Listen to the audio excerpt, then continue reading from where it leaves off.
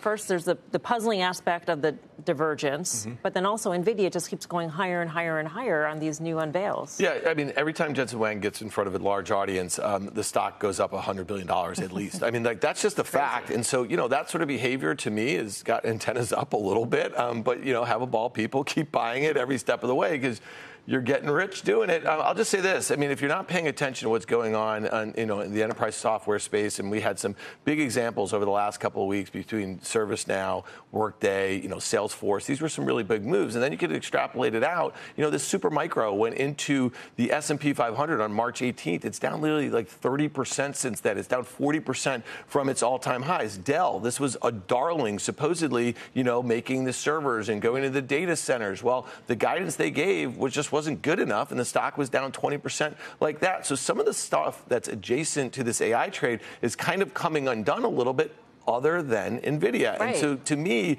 I just think that is a cause for alarm here. And you could say, well, you could have said that at every step of the way. We know how this ends. It's not going to be pretty. And I know every time I say that, you get massive pushback of that. But I mean, there's going to come a day in the not so distant future where it's also down 20%, but that's going to be off a $3 trillion market cap. And what else does it draw down with it? So, Dell, I think, a couple of things. So the expectation of margins on some of the business was light. That was part of it.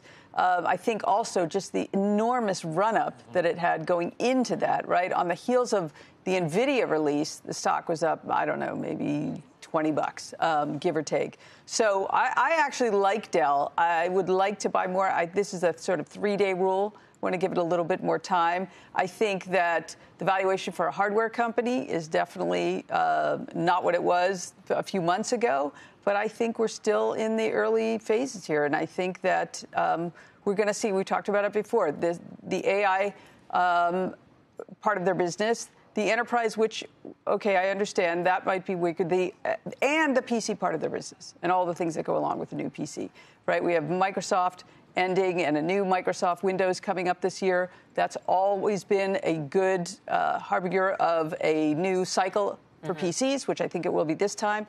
All of that benefits Dell. Right. Not a crazy price. Right. But all of these chip companies over at Computex had very bullish things to say about their own AI offerings. Qualcomm saying Snapdragon is going to have a major share of the Windows PC market.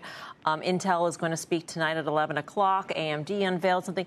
Nobody had the same reaction or even close to the reaction that Nvidia had, which makes it very difficult if you are an investor and you are long the stock to either sell it or to say, you know what, I'm going to look for the AI adjacent, right, because I want to look for the quote-unquote value in this trade when all I see is Nvidia going up, up, and up. Yeah, I mean, it's Secretariat in the Belmont Stakes however many years ago. I mean, that's Nvidia and that's the rest of the field. Everybody else is an after-ran right now, and that's a great place to be. But, even the greatest horses of all time get put out to pasture at some point. I'm not suggesting that's going to happen with Nvidia. However, the bloom is off the rose at a certain point. And my concern, again, unfounded up till now and maybe up until for the next few months, has been they're out earning their revenue stream. And effectively, that has to reconcile somehow.